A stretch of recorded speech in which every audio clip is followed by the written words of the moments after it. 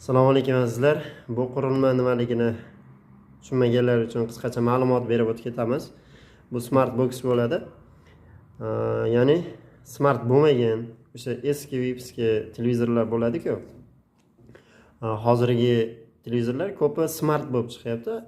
Eskilar smart bo'lmagan, yaxshi televizor olishgani, lekin smart bo'lmaganligi uchun internetga ulanmaydi. Endi bu televizorni sotib olamanmi, yangi televizor olamanmi deb tashvish qilishga umuman keragi yo'q, hojati yo'q. Mana bu apparat hozirgi zamonaviy televizorga o'xshab Androidga aylantirib beradi. O'sha internetga ishlash imkoniyatini beradi. Buni vazifasi nima? Buni vazifasi mana televizorga ulaganingizda, hozirgi televizorimiz ham bu ham smart emas. Va shu smart box apparatini uladik. Endi bu qanaqa vazifa bajaradi? YouTube ko'rishingiz mumkin, aytaylik. YouTube'dan istalgan videoyingizni tomosha qilishingiz mumkin bo'ladi.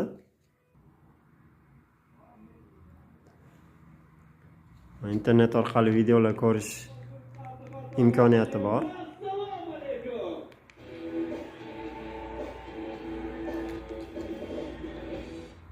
Va endi antenani keragi yo'q. Nima uchun? Bu yerda uyingizda Wi-Fi apparati bo'lsa, ITV yoki Telecom TV degan ilovalarni yuklab olib, buni ichiga kirasiz. Bu ilovalar ichida hozirgi kunda eng kami 80 ga yaqin va undan ko'p kanallar bo'ladi. Albatta bu yerda ruscha yoki o'zimizning o'zbek kanallari ham bor. Kimlardir o'ylashi mumkin, bu yerda qandadir yosh bolalar ko'rib bo'lmaydigan kanallar yo'qmi? Albatta yo'q, hammasi hamma bor.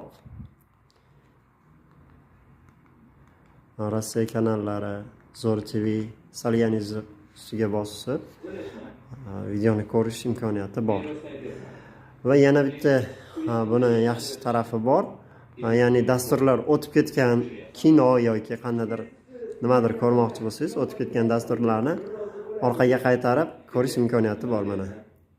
Mana bunday qilib orqaga qaytarib bemalol ko'rishingiz mumkin. Endi bu apparatimizni qayerdan sotib olish haqida keladigan bo'lsak, Rishtonimizni ofisimizga kelib sotib olishingiz mumkin. Yoki tushunmaydigan, buni qanday qilib o'rnatish, ustanovkasini bilmaydigan odamlar bo'lsa, bemalol telefon qilib murojaat qilishingiz mumkin. Agar